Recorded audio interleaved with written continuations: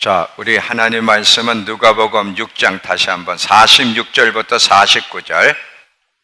오늘 제목은 하나님 말씀에 순종해 가는 것이 반석 위에 집을 짓는 행동이다. 이 제목으로 말씀을 전하도록 하겠습니다. 누가복음 6장 46절부터 49절.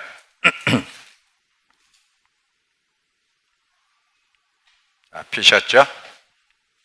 너희는 나를 불러 주여 주여 하면서도 어찌하여 내가 말하는 것을 행하지 아니하느냐? 내게 나와 내 말을 듣고 행하는 자마다 누구와 같은 것을 너희에게 보이리라. 집을 짓되 깊이 파고 주추를 반석에 놓은 사람과 같으니 큰 물이 나서 탕류가 그 집에 부딪히되 잘 지었기 때문에 능히 요동하지 못하게 하였거니와 듣고 행하지 아니하는 자는 주추 없이 흙 위에 집 지은 사람과 같으니 탕류가 부딪힘에 집이 곧 무너져 파괴됨이 심하니라 하시니라. 자, 이 하나님 말씀에 순종하는 삶이 무엇인지 얼마나 중요한지를 이야기해 주는 말씀이에요. 특별히 이 말씀은 예수님이 직접 말씀하셨기 때문에 성경 하나하나가 다 하나님 말씀이고 중요하지만 특별히 예수님이 직접 말씀하신 것은 더더욱 우리가 관심을 갖고 귀를 기울이고 잘 생각하셔야 됩니다. 오늘 예수님이 직접 이 본문 말씀을 통해서 하나님의 말씀을 듣고 행하는 자가 어떤 사람인지, 하나님 말씀을 듣고 행하지 않는 사람은 또 어떤 사람인지를 정확하게 우리에게 가르쳐주고 있어요. 이 하나님 말씀에 순종하는 삶이 얼마나 중요한지는 강조해도 아쉬움이 없는 아주 중요한 말씀인데, 특별히 마지막 때를 준비하는 일에 얼마나 큰 역할을 하는지를 기억하셔야 돼요. 여러분, 지금 마지막 때 이제 환란의 여정 속에 들어간다는 것은 우리가 이제 다 알고 있어요. 전 세계적으로 코로나가 퍼지고 계속해서 이제 성경에 기록된 마지막 때 징조들이 실제로 우리 눈앞에서 보여지고 있어요. 지금 또 어떤 일이 벌어지고 있냐?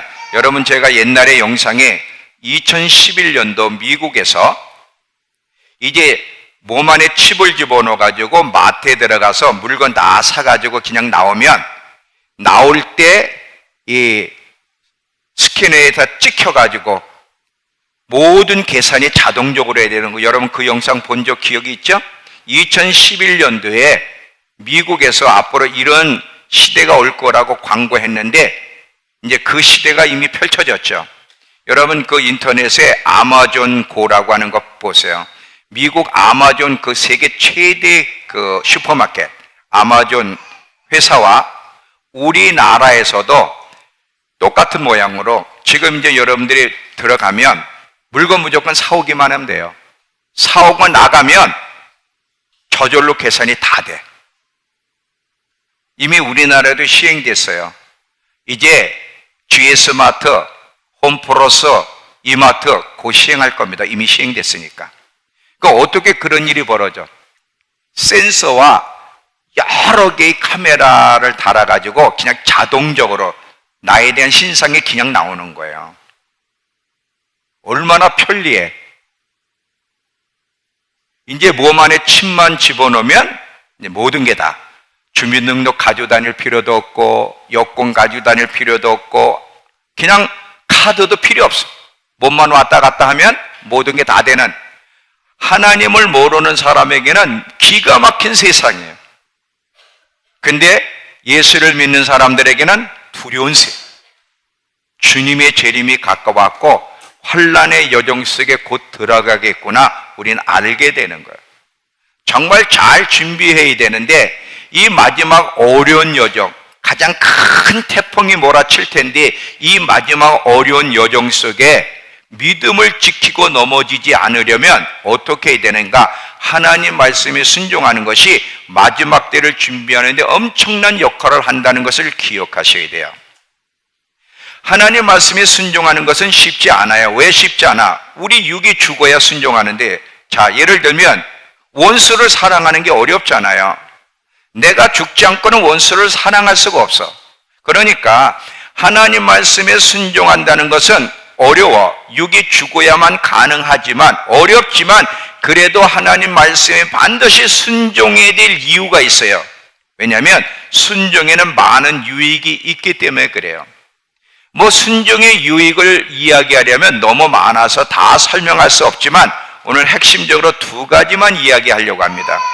하나님의 말씀에 순종할 때 어떤 유익들이 우리에게 주어지는지 두 가지를 이야기할 텐데 잘 보세요. 첫 번째는 하나님 말씀에 순종하는 자가 하나님 앞에 복 있는 사람이라는 거예요. 자, 누가복음 11장 가보세요.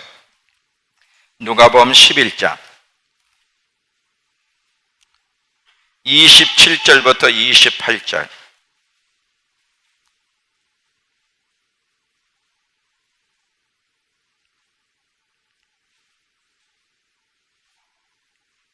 자, 누가복음 11장 27, 28.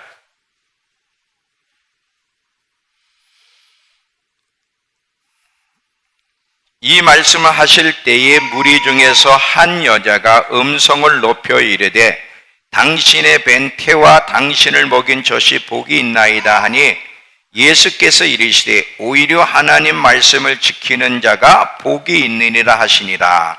자, 여기 보세요. 지금 이 한 여자가 예수님이 많은 사람 앞에서 하나님 말씀을 전하는 그것을 보면서 아니 어떻게 저런 지혜로운 말씀을 하실 수 있지? 참 예수님이 얼마나 놀라우신지를 보면서 뭐라고 그러냐면 저 예수님을 낳은 어머니가 누구인지 모르지만 저 예수님을 낳은 어머니는 정말 복된 여자구나 이렇게 얘기하는 거예요. 그랬더니 예수님이 아니야. 그게 복이 아니라 정말 복 있는 사람이 누군지 아니? 하나님 말씀을 잘 듣고 순종하는 자가 복이 있는 거야. 이렇게 얘기를 해요. 자, 우리도 이와 비슷한 식으로 많이 생각을 하는데 잘 봐요. 지금 예수님의 모습을 보면서 예수님을 낳은 어머니가 참 복이 있겠구나 이렇게 생각한 것처럼 우리도 그런 식으로 생각하는데 어떻게 생각하는지 설명할게. 잘 들어보세요. 여러분, 가정이 화목한 특별히 예수 믿는 집안, 몇 대가 예수 믿는 집안 사람들을 보면 여러분 부럽습니까? 안 부럽습니까? 부러워요. 우리 집안은 예수 믿는 집안이 아닌데 참 저 자매, 저 형제 집안은 3대, 4대 예수 믿는 집안이야. 그게 부러워해. 왜? 예수 믿는 집안에서 태어났으니 얼마나 복을 많이 받을까? 그래서 저렇게 일이 잘 풀리는 거야. 보통 우리가 이렇게 생각할 수 있잖아요. 전혀 무시할 수는 없지만 예수님이 오늘 말씀으로 그게 아니라는 거예요. 잘 들어봐요. 자, 기독교 집안에서 태어나고 몇 대 기독교 집안에서 살아가는 사람들이 복 있는 것이 어떤 면에서 사실은 맞아요. 그런데 그런 것 때문에 복이 있다고 얘기하면 아니라는 거예요. 예수님은 분명히 뭐라고 우리에게 말씀하시냐면 우린 다른 것에서 복을 찾는데 복은 거기에 있는 것이 아니야. 좋은 환경 때문에 복이 있는 것이 아니라 너희 한 사람 한 사람이 하나님 말씀에 순종하는 그것이 복이 있는 거야. 분명히 우리에게 이렇게 말씀하세요. 왜냐하면 복과 하나님은 같이 가는데 어떤 사람이 복 있는 사람이고 어떤 사람이 하나님의 복을 받느냐? 기독교 집안에 있기 때문에 복을 받는 게 아니라 물론 기독교 집안에 있으면 복을 받을 수 있는 가능성들이 이제 많아지죠. 왜? 좋은 모습들을 보니까. 그런데 꼭 기독교 집안이기 때문에 복을 받는 게 아니라 예수님은 분명히 어떤 사람이 복 있는 사람이고 복을 받느냐면 하나님 말씀을 잘 듣고 순종하는 자가 복이 있는 사람이고 복을 받지 무슨 집안과 환경 때문에 복을 보장받는 것은 아니라는 거예요. 추우면 에어컨 좀 끄세요. 이렇게 조금 추운 것 같죠? 네. 그랬다 나중에 다시 한번. 여러분들이 이것을 잘 보셔야 돼요. 어떤 분은 나는 예수 믿지 않는 집안에 내가 첫째인데 그래서 이렇게 어려운가? 아니에요. 그거 잘못 생각하는 거예요. 물론 집안에 흐르는 저주 문제가 있는 거 사실이에요. 전혀 무시할 수는 없어요. 믿는 집안에서 태어난 것과 믿지 않는 집안에 태어난 것이 다른 면이 있긴 있지만, 그러나 핵심은 그게 아니에요. 내가 복을 받는 이유도, 내가 복을 받지 못하는 이유도 어디에 달려 있느냐면 하나님 말씀을 대하는 자세에 달려 있는데, 하나님 말씀을 듣고 순종하며 사느냐 안 하느냐에 달려 있는 거지 무슨 집안과 환경에 달려 있는 것이 아니라는 거예요. 예수 믿는 집안에서 태어나고도 지옥 갈 수 있어요. 예수 믿는 집안에 태어났으니까 다정적으로 내가 구원받고 복을 받느냐? 그렇지 않다는 거예요. 중요한 것은 하나님의 말씀에 순종하는 자가 복 있는 사람이고, 하나님 말씀에 순종하는 자에게 하나님이 복을 주시는 거야. 잘 들으셔야 돼요. 정말 복 있는 사람이 누군가. 자, 우리 참고로 말씀을 좀 두 개 보겠습니다. 욥기서 36장. 욥기서 36장.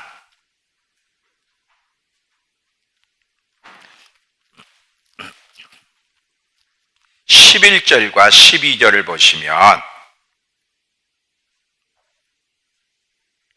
욥기서 36장 11절 12절, 만일 그들이 순종하여 섬기면 형통한 날을 보내며 즐거운 해를 지낼 것이지만, 만일 그들이 순종하지 아니하면 칼에 망하여 지식 없이 죽을 것이다. 순종하는 자가 복이 있고 순종하지 않는 자가 불행해지는 거지 무슨 집안 때문에 되는 것이 아니라는 것을 명백하게 이야기해요. 우리가 하나님께로부터 많은 복을 받기를 원하면서도 하나님 말씀에 순종하지 않고 복을 받으려 생각하면, 내가 기독교 집안이니까 우리가 맷대니까 아마 복을 받을 거야, 그게 착각이라는 거예요. 절대 그렇지 않습니다. 하나님 말씀에 순종하는 게 너무 중요한데, 이 하나님 말씀에 순종하는 것을 예수님이 또 어떻게 또 다시 또 얘기하느냐? 이번에 마태복음 12장 46절서부터 보시면,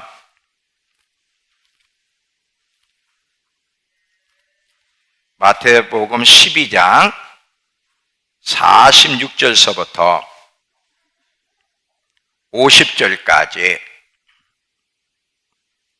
예수께서 무리에게 말씀하실 때에 그 어머니와 동생들이 예수께 말하려고 밖에 섰더니, 한 사람이 예수께 여짜오되 보소서 당신의 어머니와 동생들이 당신께 말하려고 밖에 서 있나이다 하니, 말하던 사람에게 대답하여 이르시되 누가 내 어머니며 내 동생들이냐 하시고, 손을 내밀어 제자들을 가리켜 이르시되 나의 어머니와 나의 동생들을 보라. 누구든지 하늘에 계신 내 아버지의 뜻대로 하는 자가 내 형제여 자매여 어머니이니라 하시더라. 하나님 말씀에 순종하는 게 얼마나 중요한지를 또 여기서 설명을 하는데, 가족관계로 설명을 해요. 예수님께 진짜 형제 자매 어머니는 다른 게 아니라는 거예요. 하나님 말씀을 잘 듣고 그 뜻대로 사는, 즉 순종하는 자가 진정 가족관계를 이룰 수 있는 진정한 가족이라는 거예요.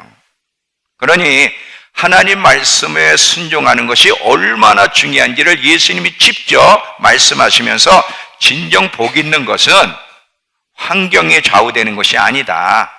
다른 것에서 복을 찾지 마라. 복은 너 자신에게 있어. 네가 내 말에 순종하느냐 순종하지 않느냐에 따라 복 있는 자가 될지 아닐지 결정하는 거야. 하나님 말씀에 순종하는 것이 얼마나 중요한지를 여기서 가르쳐 주고요.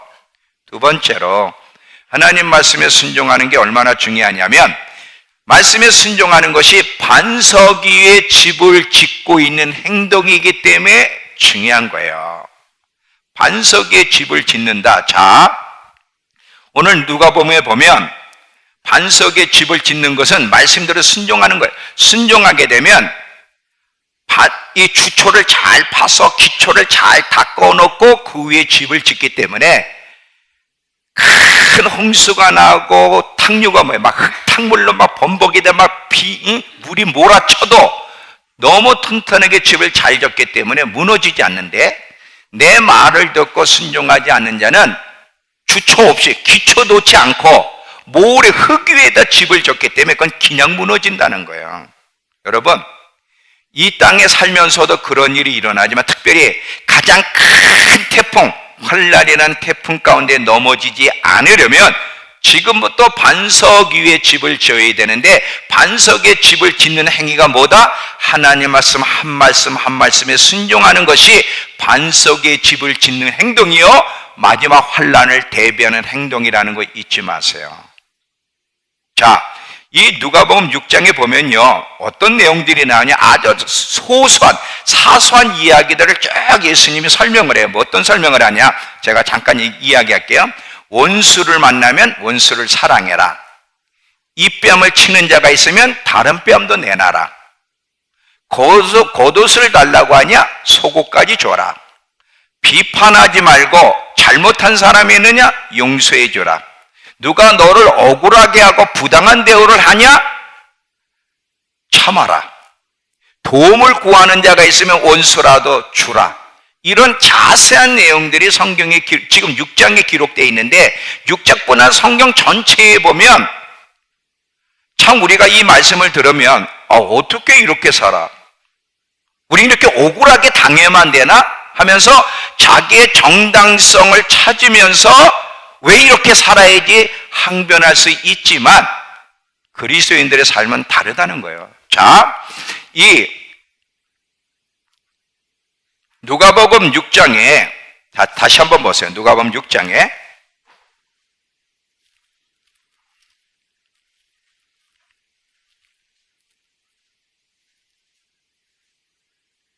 27절서부터 38절까지인데, 자, 38절을만 보시면 그게 이제 조목조목 설명하고 있는 내용 중에 한 부분이에요. 주라, 그리하면 너에게 줄 것이니 곧 후이 되어 누르고 흔들어 넘치도록 하여 너희에게 안겨주리라. 너희가 헤아리는 그 헤아림으로 너희도 헤아림을 도로 받을 것이니라 하면서 계속 말씀을 하고 있는데, 메시지 성경에서는 이 전체를 어떻게 압축하고 있느냐? 자, 여러분, 메시지 성경에서는 이렇게 압축하고 있어요. 아주 중요하게 압축하고 있는데, 누가 너를 억울하게 이용하거든 종의 삶에, 하나님 종답게 하나님의 종의 삶을 연습하는 기회로 삼아라. 똑같이 갚아주겠다고 하는 그런 태도는 그만두어라. 너그럽게 살아라.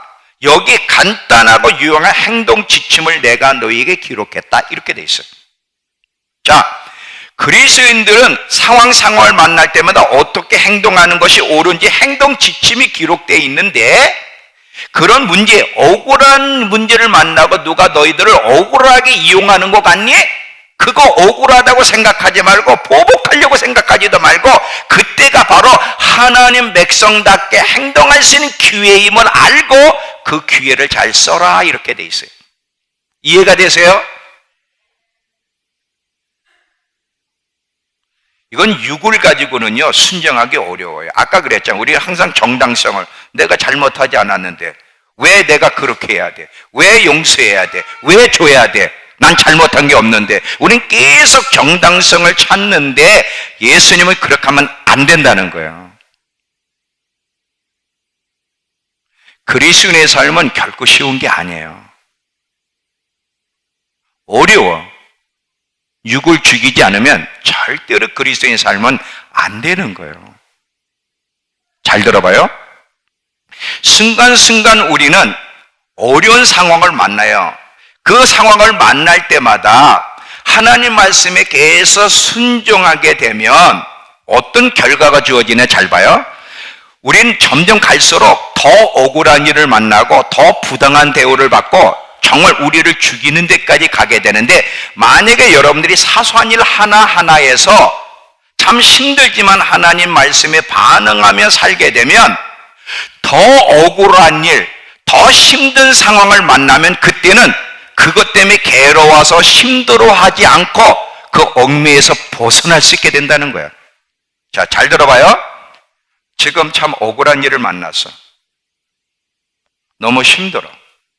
근데 그 순간을 말씀 안에서 잘 참고 반응하게 되면 더 억울한 일을 만나고 더 불이익을 당하고 심지어 우리의 목숨까지도 빼앗으려는 상황을 만날 때, 그때 힘들고 상처받고 억울하지 않고 그때 당당하게 그 상황을 이길 수 있게 될 거라는, 왜? 반석의 집을 졌기 때문에 그러는 거예요. 이해가 돼요? 근데 지금 우리 그리스도인들을 보면 너무 자그마한 일에 예민해서 쉽게 상처받고 쉽게 힘들어 하는데, 이런 모습은요, 반석의 집을 짓는 게 아니에요. 지금 잘 봐요. 매일매일 순간 상황을 만날 때 힘들지만 하나님 말씀에 반응할 때가 벽돌 하나를 쌓는 거야. 든든한 벽돌 하나를 매일매일 순종할 때 든든한 벽돌 위에다가 집을 졌기 때문에 더 심한 어려운 상황을 만날 때 그때 요동치 않고 그때도 당당하게 올바로 설 수 있게 되는데, 지금 이 자그마한 일에 예민하고 상처받고 억울해하고 힘들어하면 반석에 집을 진 게 아니라 그냥 흙 위에다 집을 졌기 때문에 나중에 더 힘든 일을 만나면 그냥 넘어진다는 거예요. 이해가 되세요? 여러분, 우리에겐 두 가지 목적이 있어요. 하나는 삶을 통해서 사람들에게 복음을 전해야 되고요, 또 하나는 마지막 때 배도하지 않고 믿음을 지키고 승리해야 될 이 두 가지 과제가 있어요. 그런데 전도는 어떻게 하는데? 우리의 삶으로 전도하는 거예요. 제가 이제 조금 있다가 이 부분을 또 한번 언급을 하겠지만, 자, 우리가 작은 상황, 사소한 일을 만날 때 세상 사람과 다르게 하나님 말씀대로 반응, 용서할 수 없는 사람을 용서해. 억울한 일을 당했는데도 나한테 억울하게 부당한 대우한 사람을 사랑해도 돼. 그러면 그 상대방들이 충격을 받을까요, 안 받을까요? 충청도는 내 말을 안 하죠? 예. 나 오늘 이복기 권사님 기도 보고 놀라서, 충청도도 저렇게 빠르게 기도하는구나. 속도가 너무 빨라서 속도 위반이야. 50km를 가야 되는데 100km로 갔어 오늘.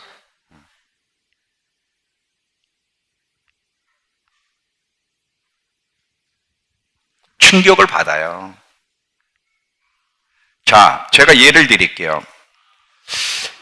이삭이 블레셋 지방에 더불어 살았어요. 자기 아버지가 거기 있었으니까.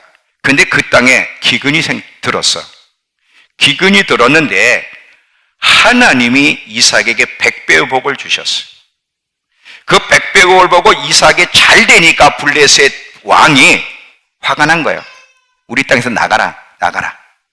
그래서 이삭이 나갔죠. 나가면서 가는 곳마다 땅을 팠어. 지금 기근의 때니까.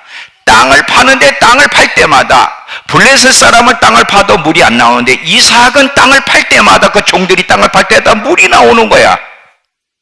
그랬더니 또 블레셋 사람이 이거 우리 땅에서 팠으니까 우리 거야. 또 빼앗았어. 그 다른 데서 또 파는 거야. 또 물이 나왔어요. 그랬더니 블레셋 사람들이 또 우리 땅에서 팠으니까 우리 거라는 거야. 또 뺏었어. 그때도 양보를 하는 거야. 계속 양보를 하는 거야. 여러분, 그 당시에 이거 지금 우리가 물이 여기서 물을 팠어. 우리 여기서 팠는데 우리 땅에서 팠다고 뺏어도 우리는 다른 데서 수돗물 먹을 수 있잖아. 옛날에는 그런 지금과 달라요. 물이 있고 없고는요, 그때 무슨 수돗물이 있습니까? 뭐가 있습니까? 그냥 지하수 판 건데 그걸 뺏으면 뭘 먹고 살라는 거야. 그런데도 이삭이 양보를 한 거예요. 그것을 블레셋 아비멜렉 왕이 보면서 어떻게 다르지? 저 사람은 누구지? 너무 놀라운 거야. 그래서 이삭을 찾아와. 그 이삭이 왜 나를 찾아왔냐? 나 쫓을 때는 언제고? 아니야. 내가 너를 쫓았는데 너를 보니까 너는 다른 면이 있어. 하나님이 너와 함께하는 게 보이는데 우리 화친을 맺자. 우리 서로 싸우지 말자.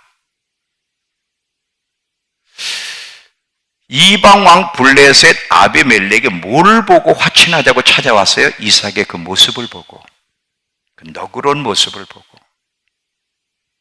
그냥 자연스럽게 전도가 되는 거예요. 다니엘이 하루에 3번씩 하나님께 나가 기도하는 것 때문에 많은 사람들에게 시기가 와요. 그 다니엘을 그렇게 넘어뜨리려고 안간힘을 쓰는데도 다니엘은 맞대와 싸우지도 않고 욕하지도 않고 비난하지도 않아. 오히려 하나님께 나가 기도하는 것 때문에 3번씩 예배 드리는 것 때문에 사자굴식 모함을 받아 사자굴식에 들어갔는데도 왕 앞에 항변도 안 하고 들어가는 그 모습을 다리오 왕이 보는 거예요. 어떻게 저렇게 다르지? 저 사람은 누구지? 그 다음 날 너무 다니엘을 사랑하는 왕이 사자굴 속에 갔어요. 다니엘아, 다니엘아, 네가 섬기는 하나님이 너를 구원해 주셨니? 그럼요, 하나님이 저를 구원해 주셨습니다. 다리오 왕이 뭐라고 고백하느냐면 다니엘서 6장에 많이 고백하면서 핵심이 뭐냐? 살아계신 하나님이구나 그래. 네가 섬기는 하나님이 살아계신 하나님이구나. 어떻게 그런 고백을 할 수 있죠? 어떻게 하나님이 살아계신 하나님이라고 이방 왕이 고백을 했어? 누구의 모습을 보고? 하나님을 섬기는 다니엘의 그 모습을 보고. 그냥 예수 믿으세요 말 안 해도 그냥 자연스럽게 삶이 전도가 되는 거예요. 자연스럽게.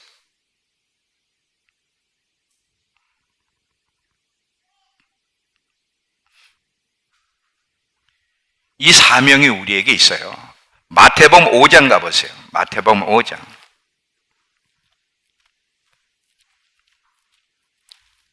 마태복음 5장 16절에 보면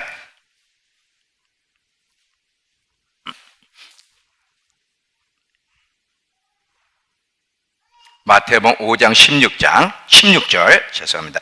이같이 너희 빛이 사람 앞에 비치게 하여 그들로 너희 착한 행실을 보고 하늘에 계신 너희 아버지께 영광을 돌리게 하라.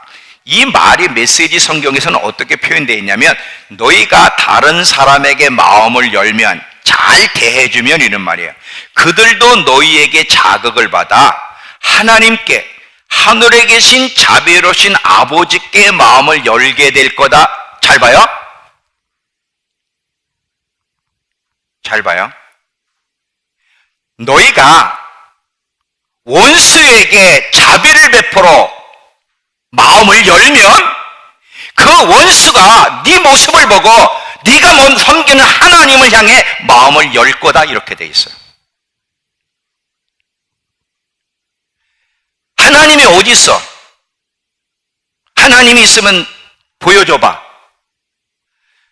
그렇게 말하는 세상 사람으로 하여금 우리가 믿는 하나님께 마음을 열게 하는 방법이 뭐라고요? 니네의 자비로움이, 니네가 마음을 열면, 그리고 너희가 자비롭게 대하면 그들도 마음이 열리는데 누구를 향해 마음이 열려? 네가 믿는 하나님을 향해 마음이 열릴 거야. 그랬어요. 이게 우리 그리스도인들이 이 땅에 존재하는 이유 중에 하나예요. 며느리들이 예수 믿기를 원하십니까? 이제 우리 김은영 권사님은 이제 숙제가 남았어요.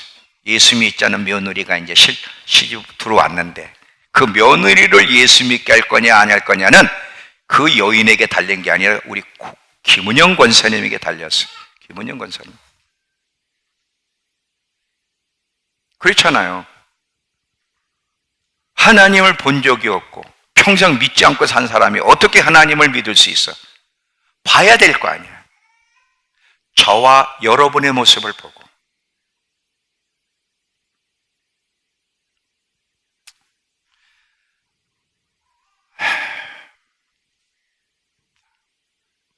또한 하나님 말씀에 순종하며 살아가는 것은 잘 보세요. 반석이 집을 짓는 행동이기 때문에 적그리스도가 이제 우리를 붙잡을 거 아니에요. 그래서 어떤 사람은 감옥에 집어넣고 어떤 사람은 죽일 건데 그런 큰 태풍이 와도 당당하게 요동치 않고 배도하지 않으려면 지금부터 반석에 집을 져야만 그때도 흔들리지 않아요. 많은 사람들이 배도할 거라 그랬는데 그때 스트레스에 대두하지 않으려면, 요동치지 않으려면 지금부터 사소한 말씀에 순종함으로 반석의 집을 짓고 있어야 진짜 본격적인 태풍, 마지막 때 태풍이 올 때도 흔들리지 아니할 거라는 거예요.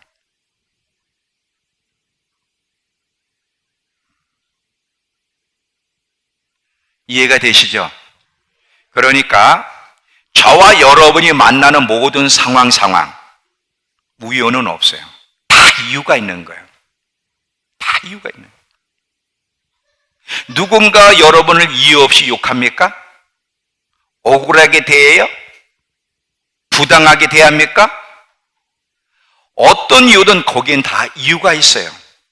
다른 사람들에게 있어서 그들로 하나님을 향해 마음을 열게 할 수 있는 기회가 되는 거고, 또 하나는 우리로 하여금 매일매일 벽돌을 쌓아서 마지막 때를 대비할 수 있도록 돕기 위해서 하나님이 사건을 우리에게 허락하신다. 모든 사건에는 다 이유가 있고 배우가 있어요. 그걸 여러분들이 아셔야 돼요. 왜 하나님이 나한테는 자꾸 이런 사람만 붙여주지? 왜 나에게는 이런 환경만 주시지? 저 사람은 그런 환경이 없잖아요. 흙 위에 집을 짓고 싶으세요? 모래 위에 집을 짓고 싶냐고. 우린 선택이에요. 이 하나님의 안목으로 보면 내가 만나는 환경은 이유가 있구나. 나를 반석의 집을 짓게 해서 어떤 태풍에도 어떤 비바람과 폭풍 가운데도 무너지지 않게 하려는, 마지막까지 믿음을 지키게 해주려는 하나님의 손길이 있구나. 하나님의 눈으로 보면 그렇게 해석이 되는데, 하나님의 관점을 갖지 않으면 너무 억울한 거예요. 나만 왜 인생을 이렇게 살아야 돼? 왜 이렇게 힘들게?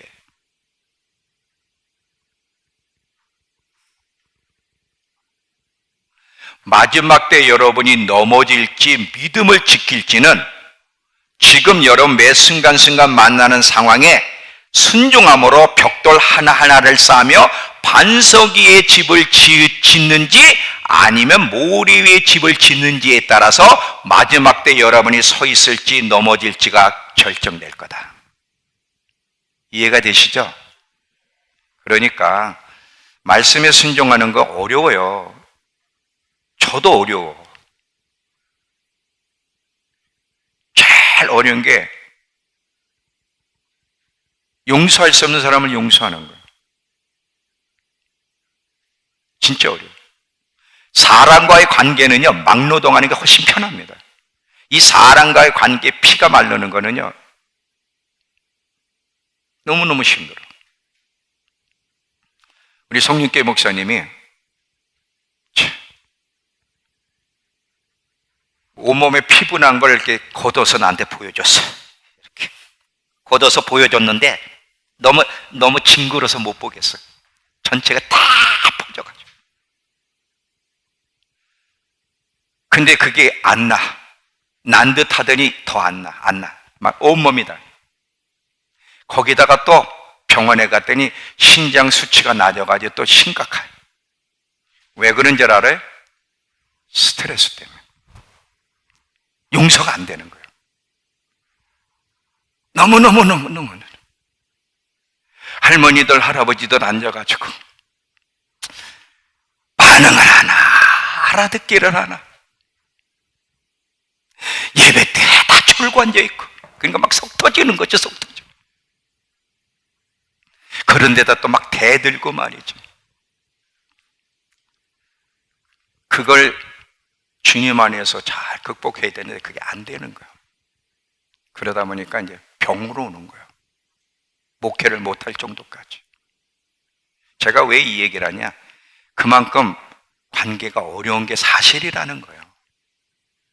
순종하는 게 참 어렵죠. 근데도 왜 순종해야 돼? 그래서 순종하려면 은혜 안에 있어야 되고 성령이 충만해야 되는데, 그래야 순종이 쉬워.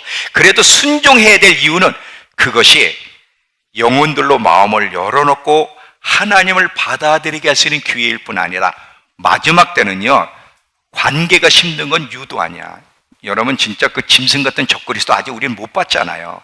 어떤 인물인지 우린 몰라. 그냥 성경을 통해서 얼마나 무시무시한 인간이 인류 역사상 한 번도 경험하지 못한 잔인한 인간이 등장한다는 것만 아는데 얼마만큼 잔인한지는 우리 몰라. 그 사람 앞에서도 당당하게 믿음을 지키고 믿음을 고백할 수 있으려면 지금부터 반석의 집을 짓고 있어야 되는 거예요. 마지막 때 우리가 믿음을 지키려면 지금부터 벽돌 하나씩 하나씩 용서할 수 없는 사람은 용서하고 나를 억울하게 대하는 사람을 따뜻하게 악을 선으로 대하고 이러면서 하나씩 하나씩 실천해 가는 것이 반석의 집을 짓고 미래를 대비하는 길이라는 거예요. 그러니 하나님 말씀에 순종하는 것이 얼마나 중요한지. 이런 소리 하지 마세요. 왜 하나님 나만 이렇게 우리 집안만 이렇게 힘듭니까? 똑같이 예수 믿는데 저 사람은 잘 풀리잖아요. 시집도 잘 가고 장가도 잘 가는데 나는 시집도 못 가고 장가도 못 가고.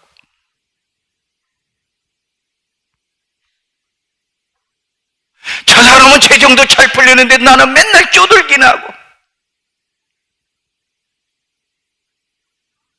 왜 나한테 이렇게?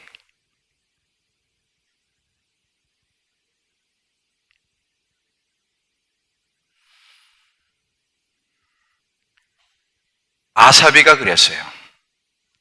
시편 74 아사비가 그랬다고. 예수 잘 믿는 예수 잘 믿어야 될 이유가 뭐지?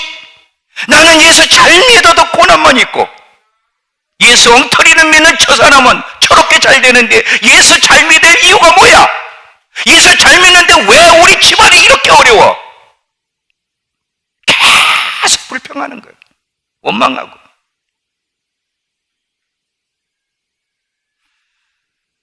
그 소리를 들으시는 하나님이 억장이 무너지는 거예요. 억장이.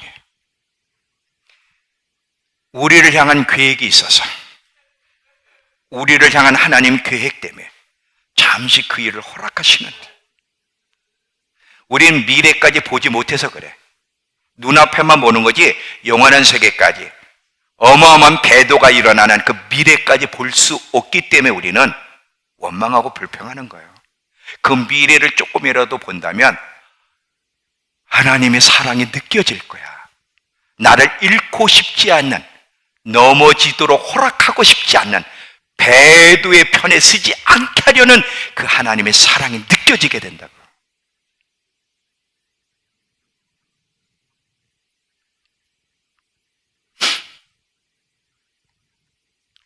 계속해서 이런 일을 만나요. 그때만 여러분은 어떻게 반응할지를 선택해야 돼요. 한 예만 드리고 제가 이제 서서히 마치려고 합니다. 자, 예를 듣는 거예요. 집안에 시어머니와 며느리가 있어요. 예예요, 예. 시어머니도 예수 믿고 며느리도 예수 믿어. 근데 시어머니가 매일 아침마다 볼 때마다 너 잘하라잉, 네 신랑에게 잘해. 볼 때마다 그러네. 처음에 네 어머니 잘할게요, 남편에게 잘할게요 한두 번만 얘기하면 됐지. 눈 볼 때마다 너 잘하니? 잘해. 네 남편한테 잘해. 자, 여러분, 매일 눈 뜨고 마주 볼 때마다 이 소리를 들으면 기분이 좋아, 나빠? 나쁘지. 엄청 나쁘지.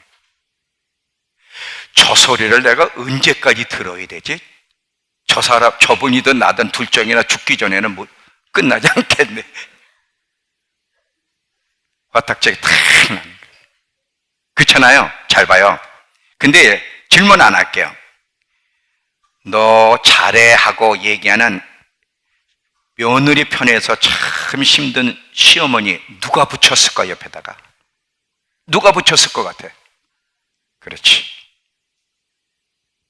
우연이라는 게 없다 그랬잖아요.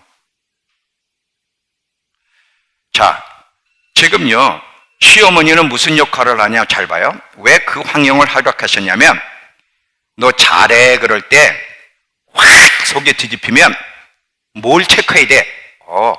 내 속에 아직 잡초가 있구나. 내 속에 아직 돌짝밭이 있네. 말씀이 심겨지지 않은 내 상태를 보라는 거야. 근데 어느 날 너 잘해 했더니 내하고 섭섭하질 않아. 그건 뭐야? 잡초가 제거됐다는 거야. 그러니까 그 상대방이 말하고 행동하는 거에 반응하는 내 모습을 보면서 내 마음의 상태가 지금 좋은지 나쁜지를 체크할 수 있도록, 잡초가 있으니까 우린 잡초가 있는데 안 보이잖아요. 근데 하나님은 보고 계신단 말이에요. 그 잡초를 빼주고 싶은데 문제는 그 빼주려면 어떻게 해야 돼? 환경을 허락해서 잡초가 있다는 걸 보여줘야 되잖아.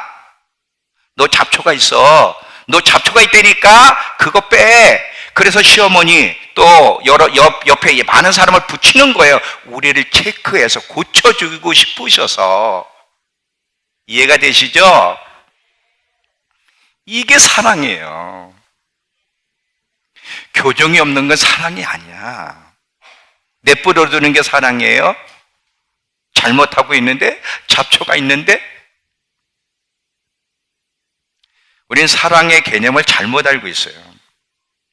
미성숙하면 자꾸 하나님에 대해서 시험에 들어. 성숙할수록 하나님의 사랑이 느껴지고 성숙할수록 시험에 안 들어.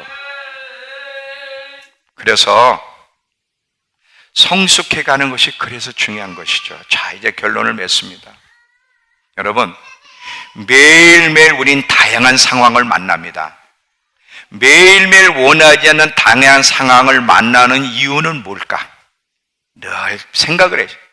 그리고 참 힘들지만 하나님 말씀에 순종할 때 어떤 두 가지 일이 일어나 참 복 있는 사람이 되는데, 그것이 다른 사람의 마음을 열어 복음이 들어갈 수 있도록 기회를 주는 것이요, 마지막 때 어떤 환난이 오더라도 넘어지지 않고 요동치 않고 믿음 안에 끝까지 승리할 수 있도록 반석 위에 집을 짓는 행동이니, 여러분 매일매일 힘들고 어려워도 성령의 도우심으로 하나님 말씀에 순종함으로 반석의 집을 짓는 저와 여러분 되길 축원합니다. 기도합시다.